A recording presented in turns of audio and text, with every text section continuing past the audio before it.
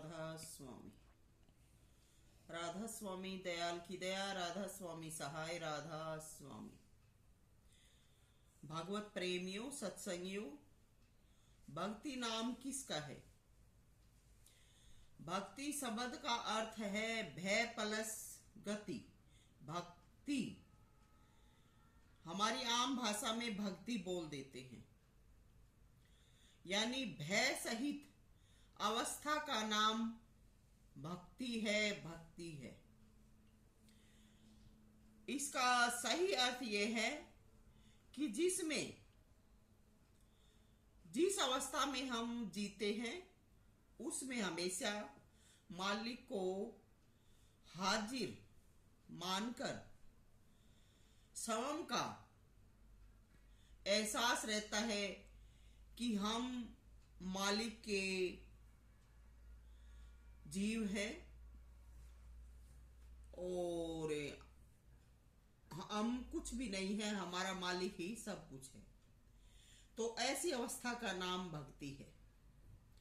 लेकिन क्या हम इस अवस्था को जानते हैं? हम में तो जो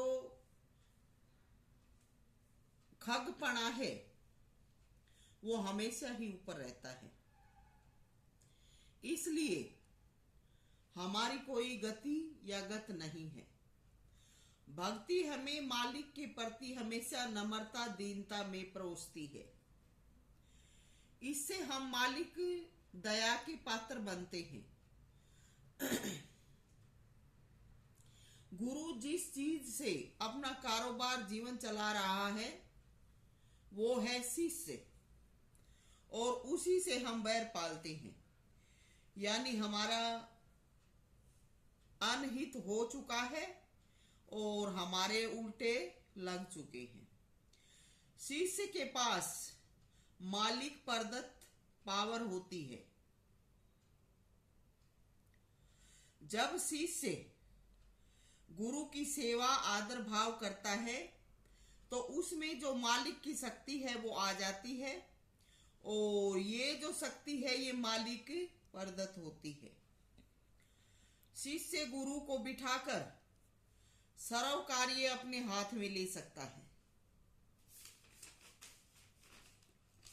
और जो शिष्य की आज्ञा नहीं मानते वो परमात्मा की आज्ञा का उल्लंघन करते हैं।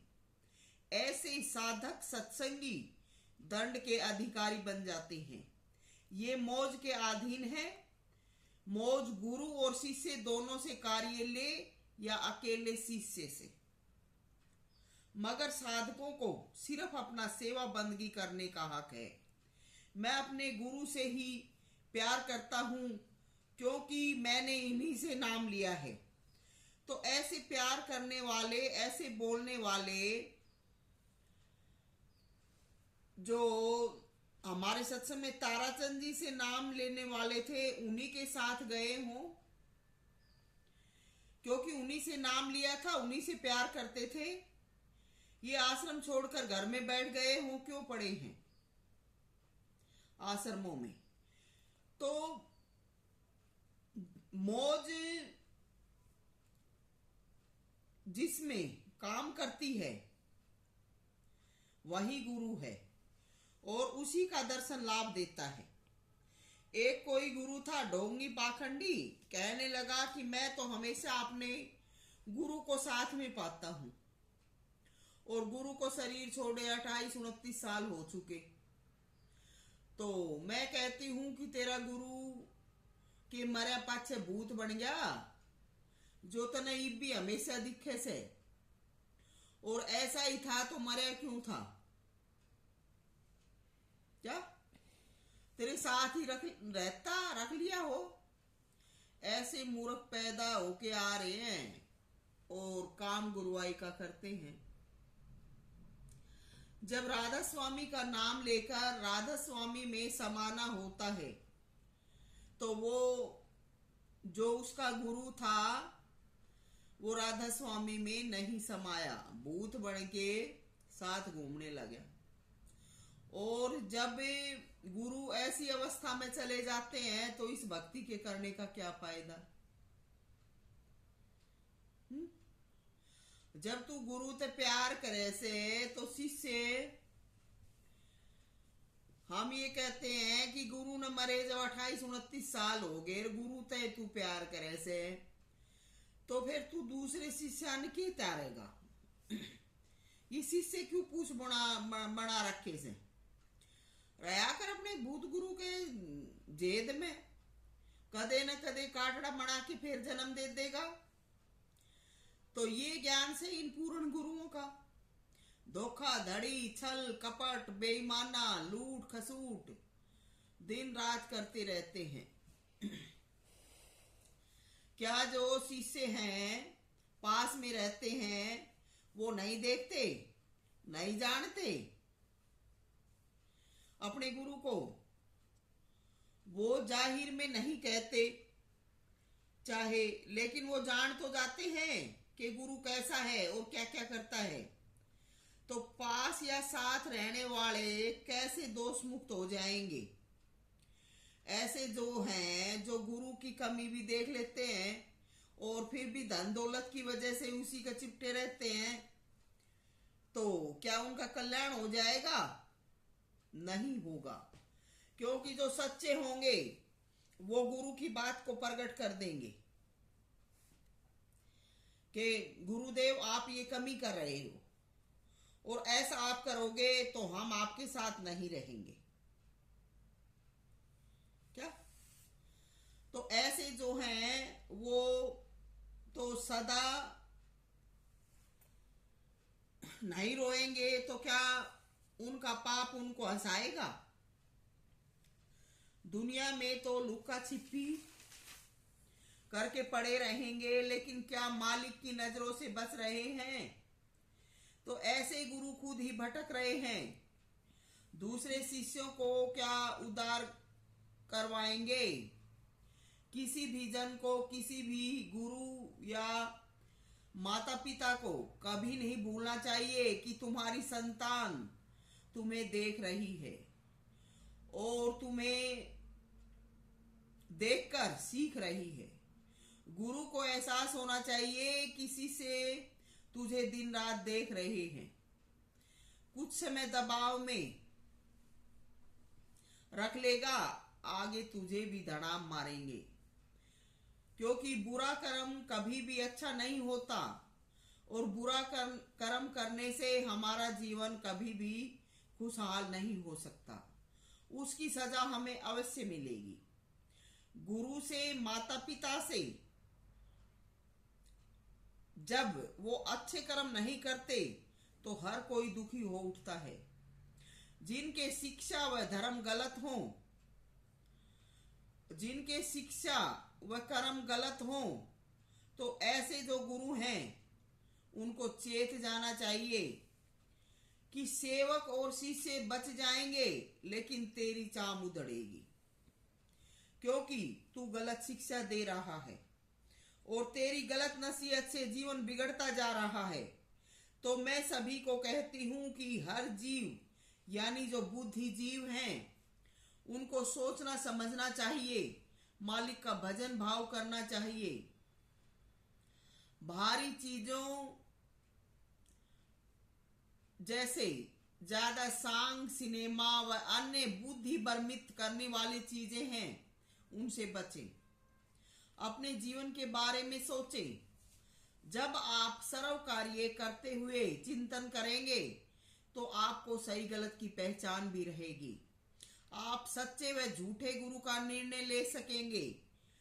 अगर भगवत प्रेमी हैं और जिज्ञासु हैं तो हर जगह जाइए, हर किसी के विचार सुनिए, मगर जब तक सच्चाई है हाथ न लगे फंसिएगा नहीं। जहां पर आपको दर्शन नसीब हो वहां रुक जाइए। जिनका दर्शन मिलेगा वहीं सच्चे रहबर होंगे, उन्हीं से हमारी रूह का कल्याण होगा। वह जीते जी जीवन कार्यों में भी मदद मिलेगी। तो ये भक्ति मार्ग है। एक कोई गुरु था, उसने एक हांडेरू पकड़ लिया और हंडेरू से कहने लगा कि वो मेरा शिष्य है और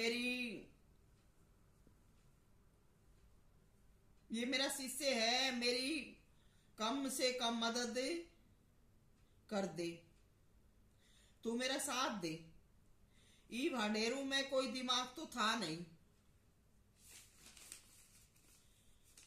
साथ हो लिया पीछे पीछे।